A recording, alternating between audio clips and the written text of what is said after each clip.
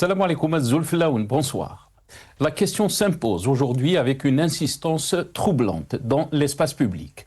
Elle ne renvoie pas seulement à l'inquiétude suscitée par la disparition prolongée d'un économiste reconnu, mais révèle surtout l'état d'asphyxie politique dans lequel le pays semble s'enfoncer. Depuis près de 12 jours, aucune information officielle, aucun communiqué clair, aucun respect du droit élémentaire à l'information. Ce silence n'est ni neutre ni fortuit. Il est chargé de sens, il inquiète, il accuse. D'après plusieurs sources concordantes, l'arrestation de Djelloul Slema, ingénieur, docteur en économie, expert en management et en ingénierie financière, ferait suite à une intervention télévisée. Il y a fait ce que tout intellectuel est censé faire dans une société normale. Analyser des choix économiques, en évaluer les risques, en discuter les fondements. Sans tort, avoir porté un regard critique sur le projet stratégique de Rajbilet. Depuis quand l'analyse économique est-elle devenue un crime? Depuis quand le débat d'idées est-il assimilé à une menace pour la sécurité? Cette affaire ne peut être lue isolément. Elle s'inscrit dans une séquence préoccupante où l'arbitraire administratif tend à se banaliser. Le cas de Nassera Dutour, frappé par une interdiction d'entrée jamais formellement notifiée, en est une illustration éloquente. Lorsque la justice constate un vide procédural, mais laisse malgré tout la décision produire ses effets. C'est l'état de droit lui-même qui vacille. Quand les règles existent, sont protégées, elles cessent d'être des garanties pour devenir de simples façades. Ce qui se joue ici dépasse largement des trajectoires individuelles. Ce sont la liberté d'expression, le droit de critique et la sécurité même de la parole indépendante qui sont en cause. La répression change de visage, plus feutrée, souvent enveloppée d'arguments juridiques, mais d'une efficacité redoutable dans ses conséquences. Une dérive qui n'échappe plus aux organisations internationales de défense des droits humains, de plus en plus alarmées par la criminalisation de la pensée critique. Plus grave encore, cette logique ne vise plus seulement les journalistes ou les militants. Elle s'attaque désormais frontalement à la pensée rationnelle elle-même, y compris lorsqu'elle demeure loyale au système, dès lors qu'elle dérange le récit officiel. Ce qui s'est produit ces derniers jours est un dérapage sécuritaire au sens strict, est un scandale politique majeur, révélateur d'un climat de peur assumé, entretenu par un pouvoir qui ne tolère ni la contradiction, ni la critique, fût-elle argumentée et constructive. Le silence autour de Djelloul Slema n'est pas une simple absence, c'est un signal. Il nous concerne tous, car une société qui détourne le regard lorsque ses intellectuels disparaissent prépare lentement, mais sûrement, sa propre mise sous silence. Aujourd'hui, c'est un économiste, demain, qui? Nous en débattrons avec nos invités juste après cette petite intro.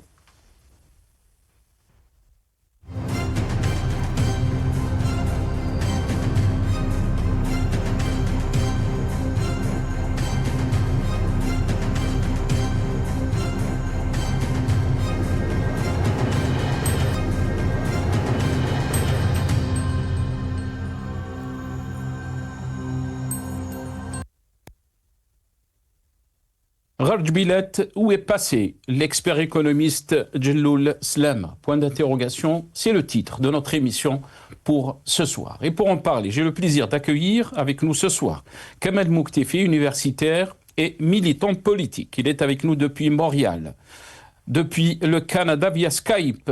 Kamel Mouktefi, bonsoir. Merci beaucoup d'avoir accepté l'invitation. Az-Zulfilaksi Kamel. Bonsoir Nassar, bonsoir à toute l'équipe maghrébien, bonsoir à celles et ceux qui nous écoutent, bonsoir aussi à vos invités. Merci pour l'invitation. Merci beaucoup Kamel Mouktefi d'avoir accepté l'invitation. On a le plaisir aussi d'avoir avec nous Lias Djubaili par téléphone ce soir, ingénieur, économiste, militant politique aussi. Bonsoir, marhaba bik, c'est Lias Djubaili. Merci beaucoup d'avoir accepté l'invitation.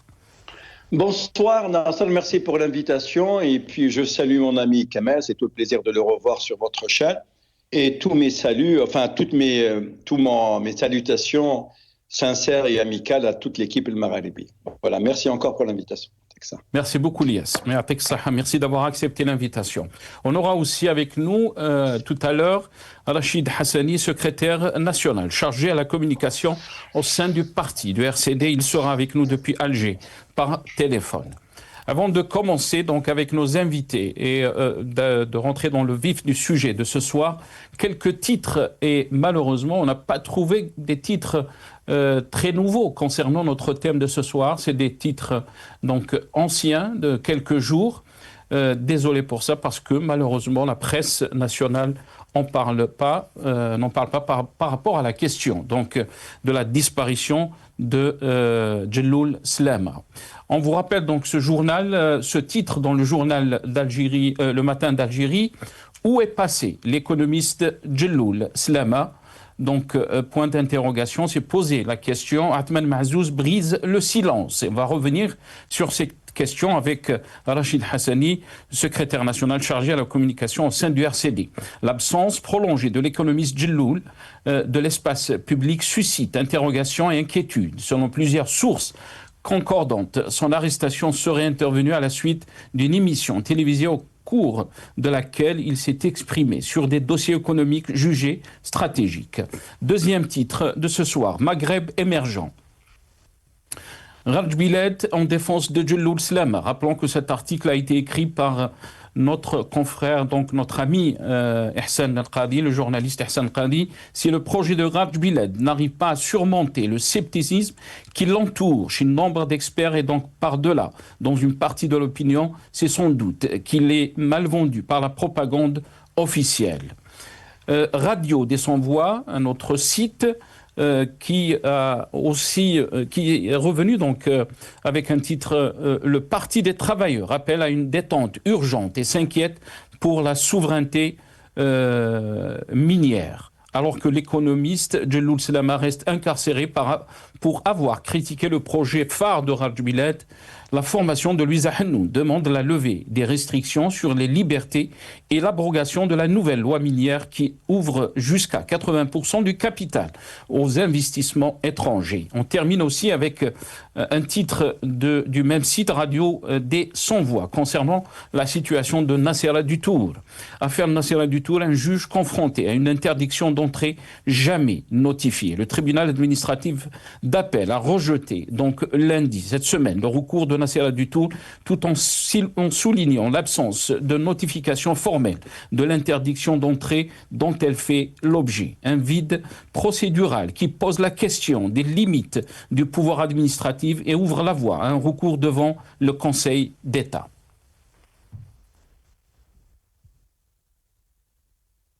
Voilà, quelques titres et on va vous faire passer ce clip, cette petite vidéo de l'expert économiste porté disparu, Djelloul Slama.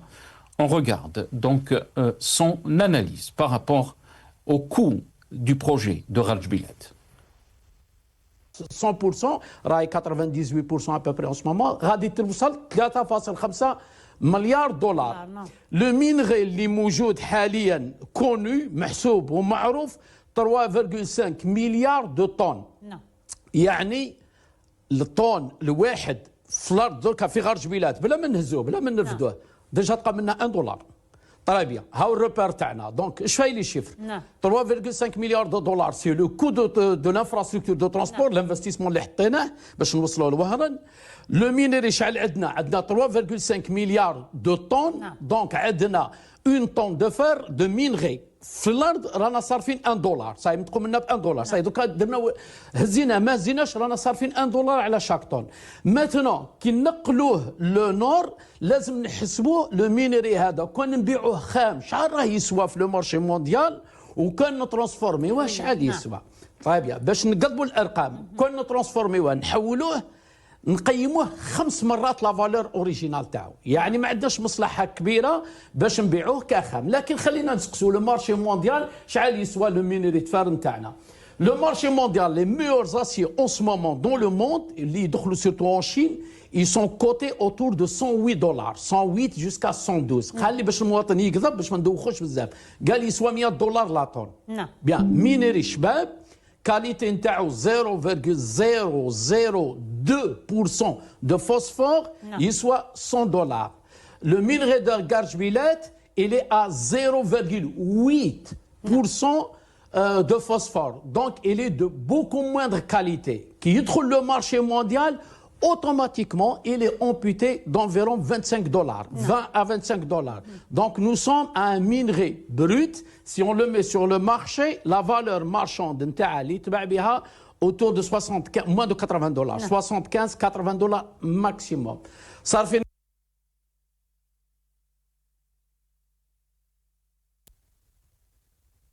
Voilà, vous avez entendu donc l'analyse du docteur Djelloul Slam sur, il faut le rappeler, la chaîne Al-Hayat, pas sur la chaîne Al-Magharibiya. Il met donc des réserves concernant donc le coût par rapport à ce projet donc de Rajbilad.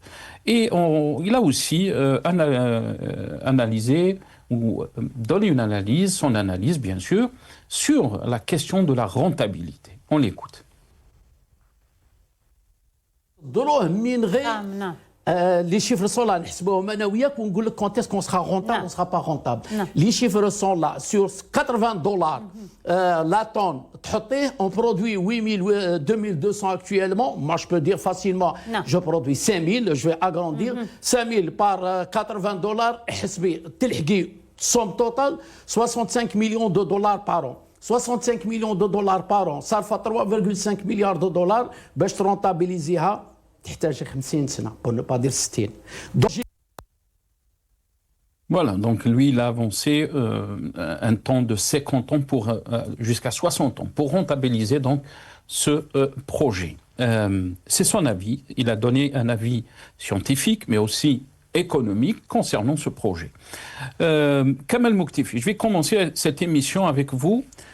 Comment peut-on expliquer la disparition de cet expert donc, on l'a entendu dans ce passage qu'il faut rappeler, a intervenu dans une chaîne télévisée privée algérienne.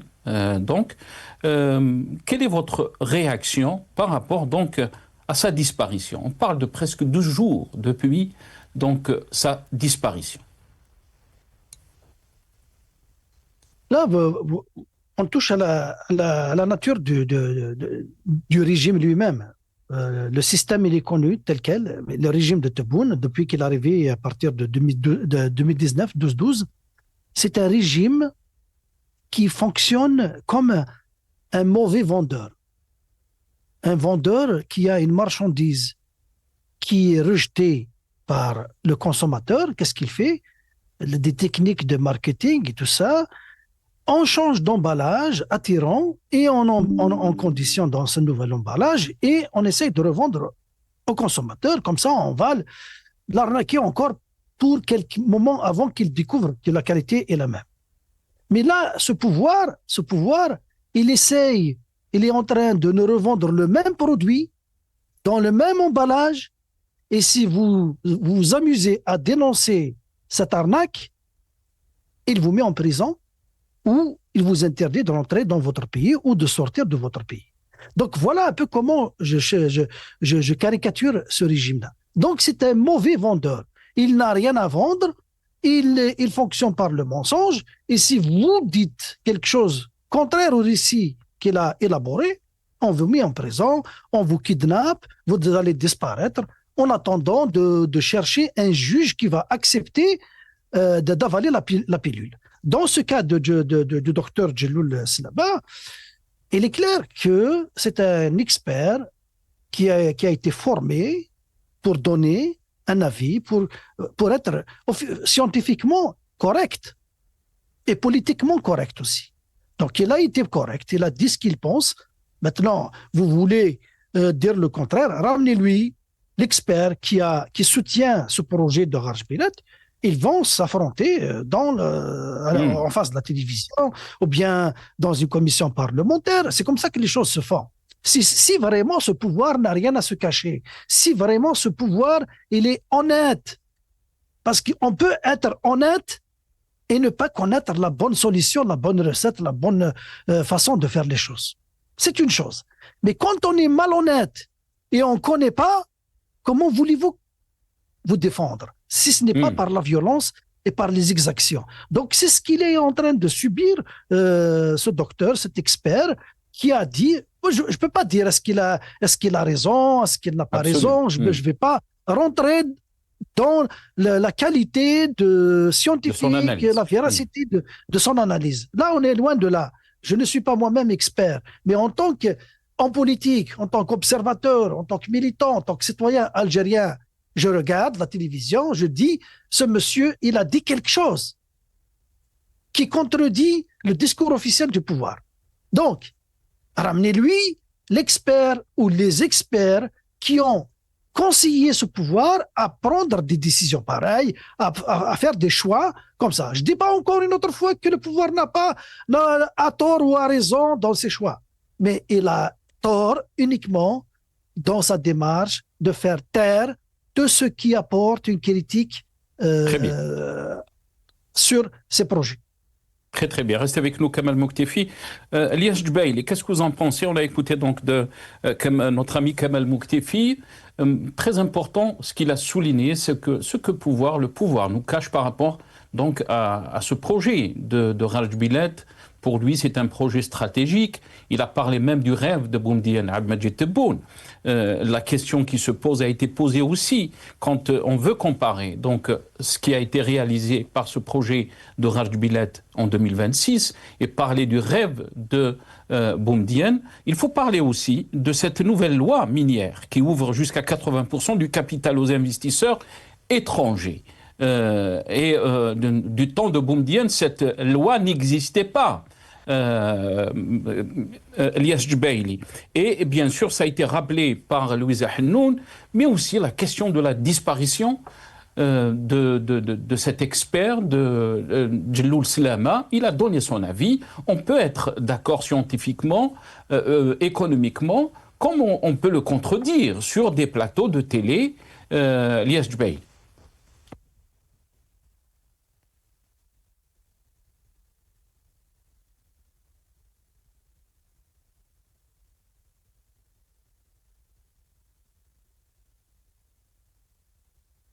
Elias Djbaili, est-ce que vous m'entendez, Elias Djbaili? Oui, bonsoir. On vous a perdu un petit moment. Je ne sais pas si vous avez entendu ma question. Non, du tout. Je vous prie de m'excuser parce que là, ça a été déconnecté. Je ne sais pas si vous avez été avec nous quand Kamal Mouktefi a fait son intervention, mais c'est juste pour rappeler. Je n'ai pas. Ah, d'accord, on vous a perdu. Donc, Kamal Mouktefi a parlé des circonstances donc, de la disparition et de la nature du régime et la disparition donc, de Djelloul Slama, l'expert, qui a donné son avis par rapport au projet donc, de Raj Bilet. On peut être d'accord ou pas d'accord, mais comment expliquer sa disparition, Elias Djbaili? Moi, je fais confiance. Je fais confiance à Kamal qui est dans la même convergence que moi. Je pense, nous sommes persuadés, nous sommes sûrs, c'est une certitude absolue que désormais nous sommes dans un régime totalitaire, une dictature qui n'a pas, une dictature sans nom, quoi. C'est du jamais vu dans l'histoire de notre pays. Pour une critique, c'est même pas une critique, une analyse d'un économiste qui a fait ses preuves dans certaines entités en Algérie et d'ailleurs qui a été défendu par certains universitaires et qui a donné son avis. C'est un avis qu'on soit d'accord ou pas. Et moi, j'ai visualisé, j'ai revu un petit peu ce qu'il a dit. C'est quelque chose de basique, de dire qu'il n'y a pas de rentabilité, il n'y a pas de viabilité pour ce projet. Et nous n'avons jamais cessé de le dire que le projet, sur le plan économique, bien sûr, il n'est pas rentable.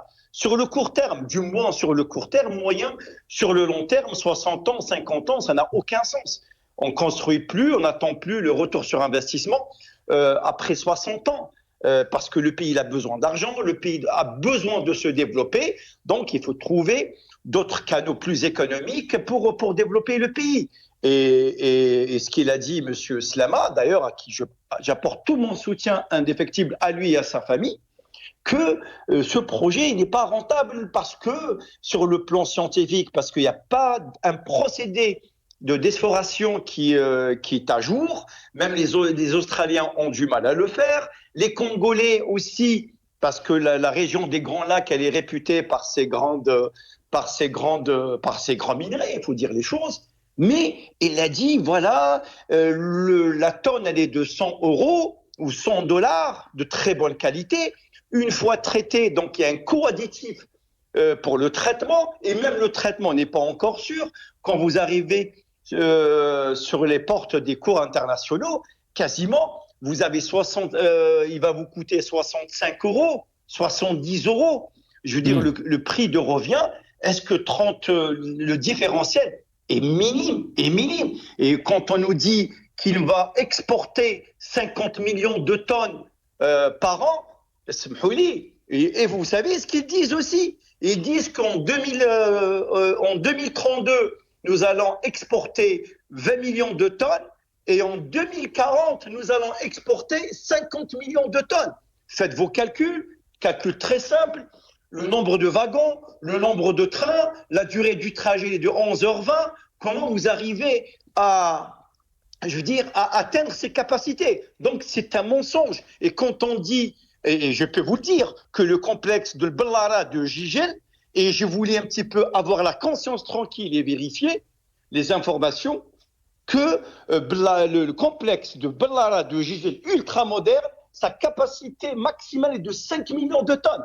Faites vos calculs. Donc, il faut que le régime ou le pouvoir algérien soit honnête et dire nous ne cherchons pas ni la rentabilité économique, ni la viabilité de ce projet. C'est un coup de poker à vocation stratégique pour redonner une certaine souveraineté. Quand on nous dit Siyada al-Wataniya, déjà pour traiter votre minerai de fer, votre souveraineté nationale, elle se trouve à Paris, ou à Canberra, ou à Sydney, ou aux États-Unis. Et surtout par cette nouvelle loi. Chinois, je le redis, ni les Turcs ni les Chinois ont la capacité, ont la faculté, les compétences pour traiter ce genre de minerais. À moins que nous vendons à perte, et tout ce qui n'est pas vendu, les Chinois, comme d'habitude, comme à l'accoutumée, ils vont le récupérer à prix dérisoire. Comme ils l'ont fait avec le Venezuela, comme vous n'arrivez pas à vendre votre pétrole et vous avez des sanctions économiques et un embargo terrible, eh ben, vous l'offrez quasiment, vous vendez votre produit à un prix marginal. Moi, ce dont j'ai peur, Nassar, c'est que sur le long terme, nous allons vendre notre minerai de fer à un prix marginal. Et c'est ça, le périple, et c'est ça, la situation ahurissante dans laquelle vit notre pays et par ricochet le peuple algérien. Donc, monsieur Slama... surtout qu'il ne faut pas oublier, Liaj Dbeili, cette nouvelle loi minière. Ça a été soulevé par la formation aussi de Louisa Hennoun, le PT, qui demande donc la levée des restrictions sur les libertés et l'abrogation, les libertés bien sûr concernant donc le cas de Djelloul Slama, qui est porté disparu depuis presque 12 jours. Mais la formation de Louisa Hennoun a parlé aussi de cette loi minière qui ouvre jusqu'à 80% du capital aux investisseurs étrangers. Alors qu'Ahmed Tebboune et bien sûr les responsables algériens parlent du rêve de Boumedienne, Liaj Dbeili, très rapidement. C'était dans un contexte particulier, dans un autre temps. Boumedienne, c'est du passé, Allah yarhamou. On n'est pas là pour refaire l'histoire d'un président. Ce président, nous jugeons sur pièce maintenant. Maintenant, je dis, et je le redis bien, ce qu'a dit M. Djelloul Slama, c'est quelque chose de cohérent. Si on nous dit c'est un économiste épicé qui a débité des paroles, c'est que ces gens-là, ils ne croient pas à la réalité, ils refusent toute critique. Je vais vous dire quelque chose. Ça c'est important. Vous savez, quand, durant l'ère de Bouteflika, on nous a ramené une société texane qui ne pèse rien, 5%, et regardez ce qu'ils ont fait avec le pétrole algérien. Maintenant, on nous ramène des petites sociétés dont la notoriété, elle est, il faut la chercher. Quant à Tosyani, Tosyali, vous savez, il a le contrôle, je dis bien, le Tosyali, c'est une entité privée qui fait des affaires, qui a une certaine notoriété, et je vais le dénoncer ici sur la chaîne Magharibi. Le Vous Tosyali, savez que juste pour rappel, Elias Jubaili, c'est une... Non, c'est donc, important, Narsa, c'est important. c'est une compagnie turque, juste pour préciser. Oui, tout à fait. Tosyali est une compagnie turque privée et qui a complètement le contrôle total, le contrôle décisionnaire et le contrôle managérial, le contrôle financier sur tout ce qui est extrait du sous-sol algérien, notamment l'acier. Et vous savez, le PDG de Tosyali, il a été invité, il a été présent au Forum économique de Davos, et vous savez qu'est-ce qu'il a dit à l'Union européenne? Tosyali souhaite la levée des restrictions sur l'acier turc et sur l'acier algérien. Pourquoi? Parce que regardez le mensonge même de ce PDG. Il considère que l'acier, en tout cas turc, je ne sais pas s'ils ont des minerais ou pas, si on parle de l'acier algérien, il dit que l'acier algérien, il est producteur de qualité, c'est-à-dire qu'il n'y a pas de très forte émission. C'est faux. C'est faux. C'est faux et c'est faux. Ce qu'il a dit M. Slama et ce qu'a dit et ce qu'a dit d'autres personnes, ils ont dit que le minerai de fer algérien, il n'est pas propre. Vous avez 3,5 milliards de tonnes d'acier, de minerai de fer. Ça, c'est le contenu. Dans 1,7 milliard, dont la qualité, elle dépasse un petit peu une qualité. Restez avec nous. Au-dessus un petit peu de la moyenne. Vous allez Restez avec nous, Lias. Restez avec nous, Lias Jubaili. Désolé, Lias, parce qu'on n'a pas beaucoup de temps et j'aimerais intervenir. Rachid Hassani, je vais revenir vers vous, bien sûr, sans oublier Kamal Mouktifi. Rachid Hassani nous a rejoint donc depuis Alger par téléphone, secrétaire national chargé à la communication au sein du RCD. Rachid Hassani, bonsoir. Merci beaucoup d'avoir accepté l'invitation. Azoul Fillah, c'est Rachid. Azoul Nassar, bonsoir. Bonsoir à vous. Bonsoir à M. Jubaili. Bonsoir à M. Mouktifi et bonsoir à tous ceux qui regardent le Magharibia donc à cet instant. Et donc merci pour l'invitation, Nassar. Merci beaucoup Rachid Hassani d'avoir accepté l'invitation. Rachid Hassani, première question d'abord, le RCD s'est posé la question, donc où est passé l'économiste Djelloul Slama? Athman Mahzouz brise le silence. Athman Mahzouz, le président du RCD, quelle est votre réaction 12 jours après donc la disparition de cet expert qui a critiqué le projet de Raj Bilad? Rappelons qu'il l'a critiqué sur une chaîne privée algérienne, pas sur Al-Magharibia ou une autre chaîne qui critique donc le pouvoir et sa politique. Quelle est votre lecture à cette situation, Rachid Hassan?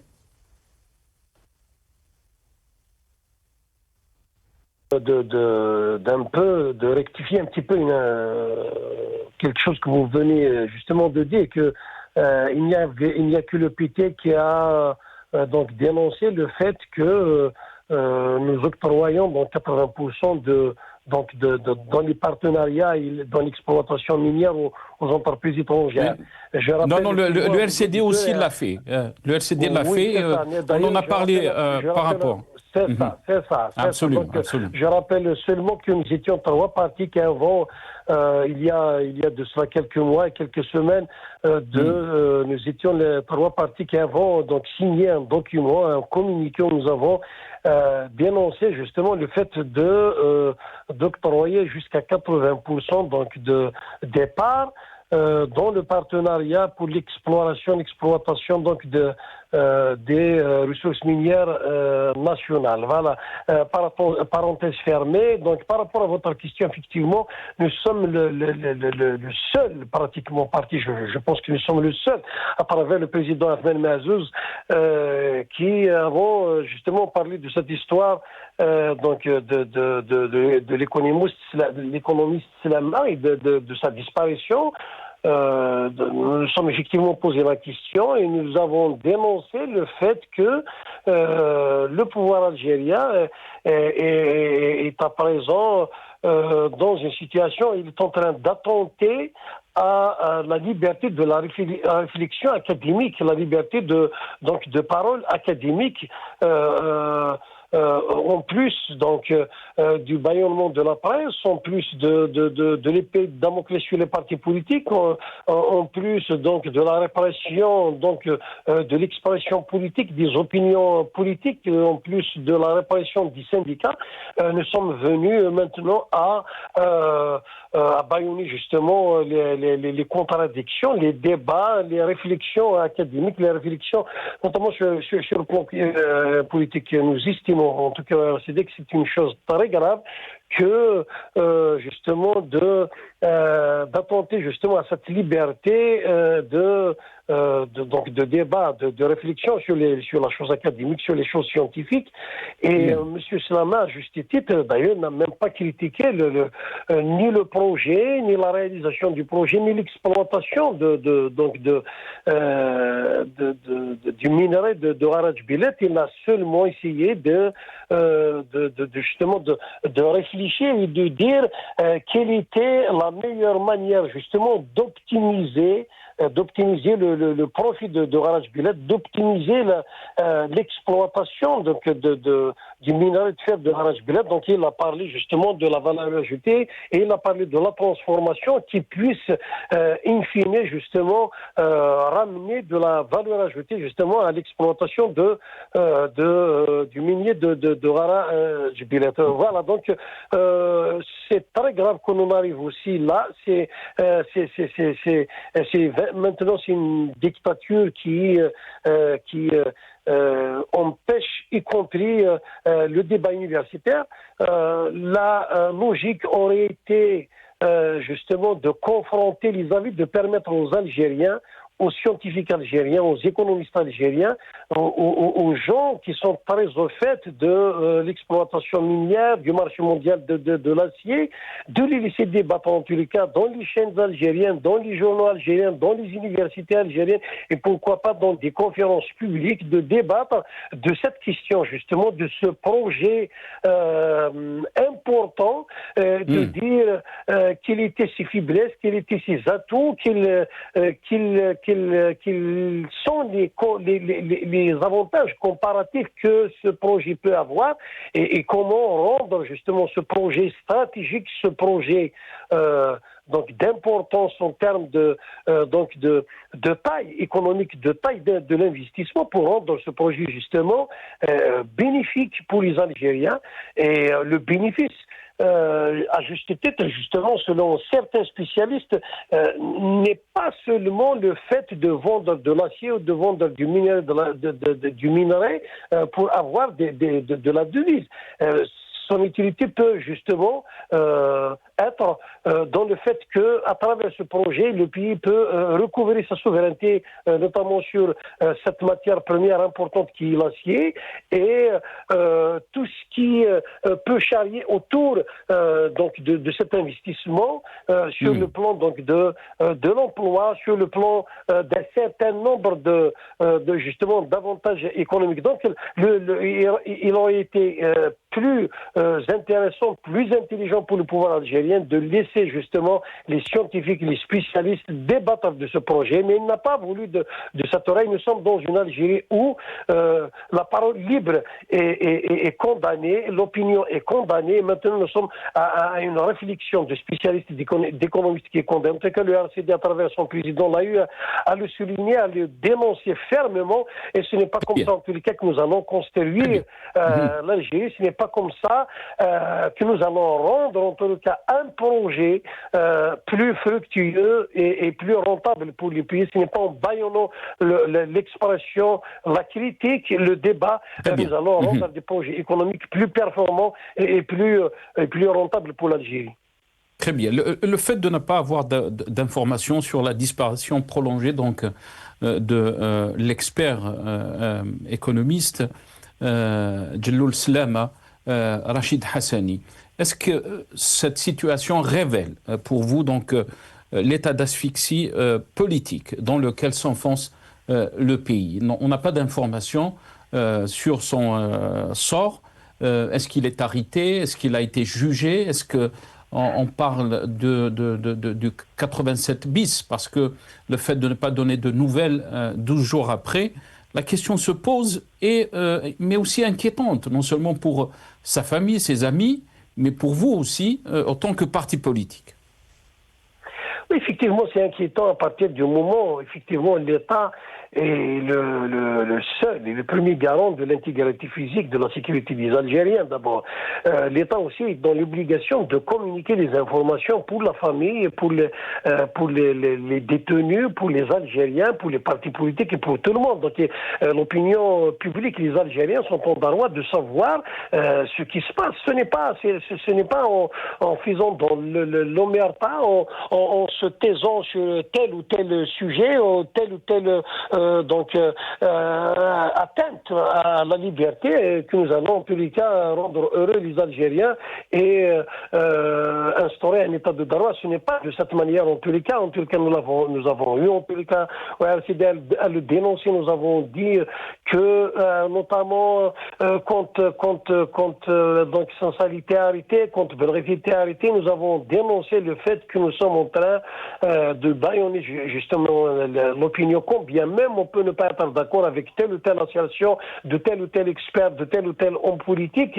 Nous avons toujours estimé en tous les cas au RCD que la meilleure manière justement de libérer l'Algérie, de libérer les Algériens, c'est de leur permettre l'expression libre, combien même on peut ne pas être d'accord avec ce qui est dit.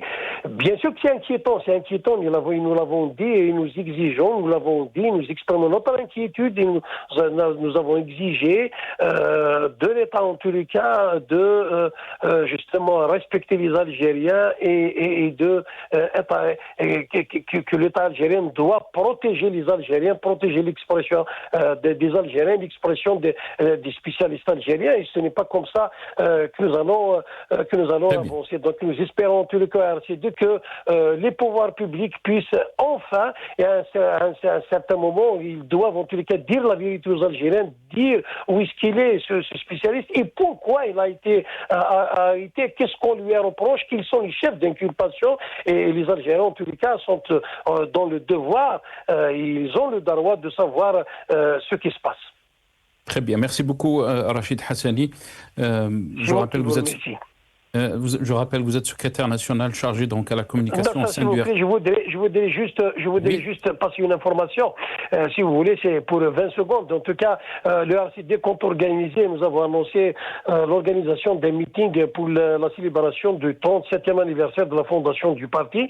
Donc un grand meeting qui sera animé par le président du parti, Ahmed Mazouz, à Tizi Ouzou le samedi, donc après-demain, le samedi 7 février, donc à Tizi Ouzou, un grand meeting politique qui sera animé par Ahmed Mazouz, et je voudrais à l'occasion inviter tous ceux qui peuvent en tous les cas venir assister au meeting, écouter ce que nous pensons de la situation en Algérie, des perspectives que nous voulons donner en tous les cas à notre pays, et ceux qui veulent partager avec nous la célébration du 37e anniversaire du parti, de venir assister à ce meeting cordialement. Donc nous les invitons à venir nous honorer de leur présence.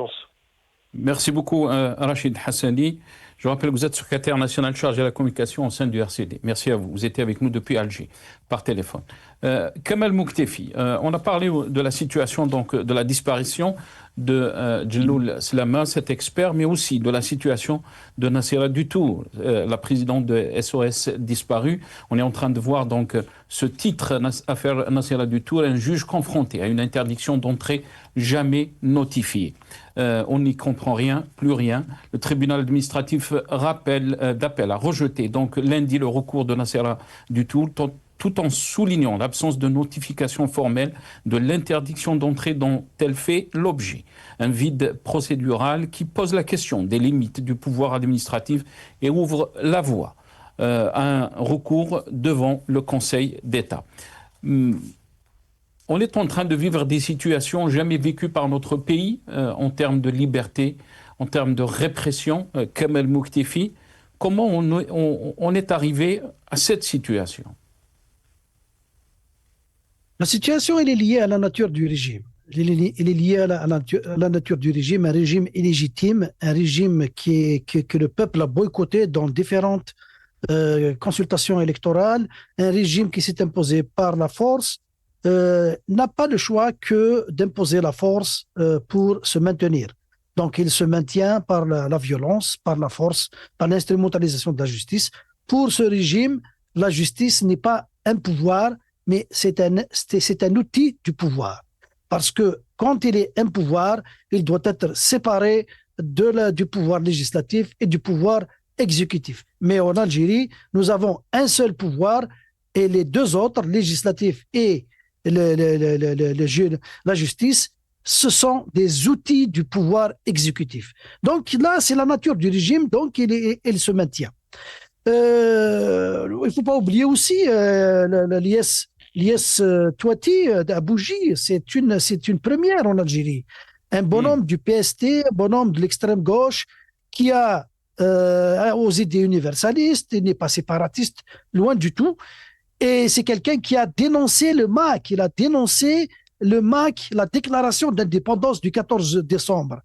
Et suite à cela, le bonhomme, il a été mis en prison sous mandat de dépôt et aujourd'hui, le verdict, il tombe. C'est-à-dire que le procureur, je ne sais pas où est-ce qu'il a étudié, ce procureur-là, je ne sais pas où est-ce qu'il a étudié.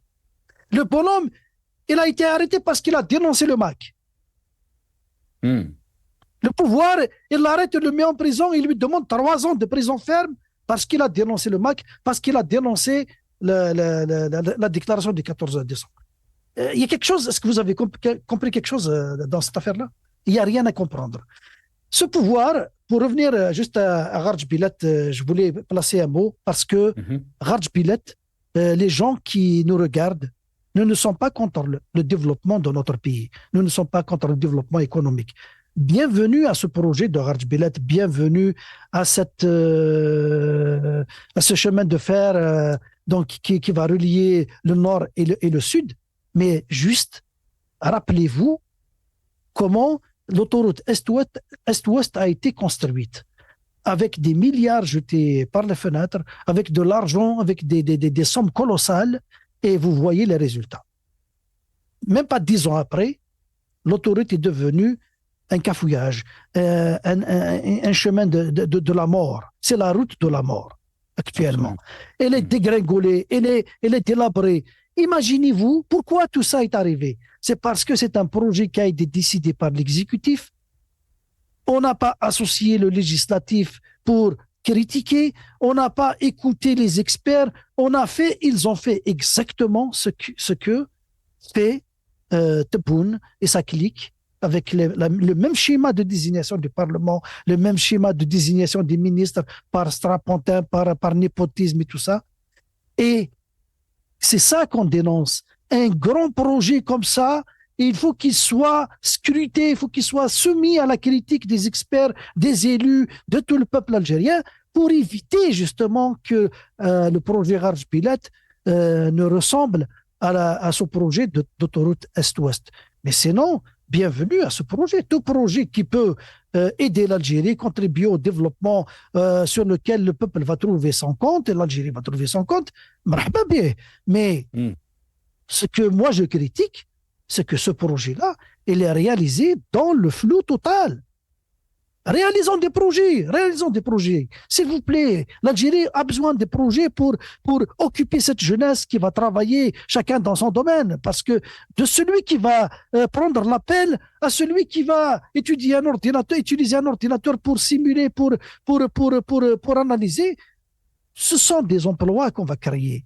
Mais il ne faut pas qu'on crée des emplois comme ceux qu'on avait créés avec l'autoroute Est-Ouest. Est-ce que vous voyez maintenant les conséquences de l'autoroute Est-Ouest? Parce qu'on a empêché les parlementaires de critiquer, on a empêché les médias de critiquer, on a empêché tout le monde de critiquer.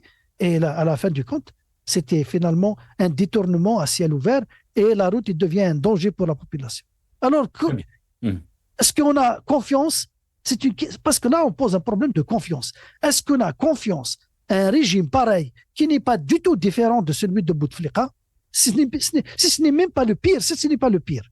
Est-ce qu'on peut lui accorder la confiance de réaliser un grand projet pareil dans le silence et loin de tous les experts. C'est ça la question qu'il faut se poser. Mais Très bien. sinon, vive le développement pour l'Algérie. Absolument. Restez avec nous, Kamal Mouktifi, vive le développement, mais aussi par rapport donc à ce que vous avez développé, Kamal Mouktifi, sur la confiance, sur les débats, sur les projets donc réalisés, c'est que l'ENTV a utilisé des fausses références de presse internationale concernant donc le projet de Raj Biled. On va regarder ces images de l'ENTV. حين تتحول الأرض إلى قوة لا يرقد الحديد في باطن الأرض صامتا بل ينهض كمشروع سيادي يعيد رسم ملامح الاقتصاد الوطني. منجم جارج بيلات يتحول إلى حدث اقتصادي استراتيجي ببعد عالمي يستقطب اهتمام الصحافة الدولية ومراكز التحليل المختصة في الطاقة والمعادن. تصف التقارير الأمريكية منجم جارج بيلات بالعملاق النائم الذي ظل خامدا لمدة 70 عاما، وصفة المشروع بأجرأ خطوة اقتصادية في البلاد. وول ستريت جورنال رأت أن مشروع جارج بيلات يمنح الجزائر ميزة تنافسية كبرى تجاه أوروبا بفضل القرب الجغرافي وتكاليف الشحن المنخفضة. Voilà, donc l'ENTV a parlé de Wall Street Journal, de Bloomberg, d'autres médias qui ont donc parlé du projet de Raj Biled positivement, mais malheureusement, quand il y a eu une petite enquête, on a trouvé qu'aucun de ces médias n'a parlé de ce projet de Raj Biled. Juste pour apporter de l'eau à ton moulin, Kamal Mouktifi. Je ne sais pas si Ilyas Jubaili est avec nous.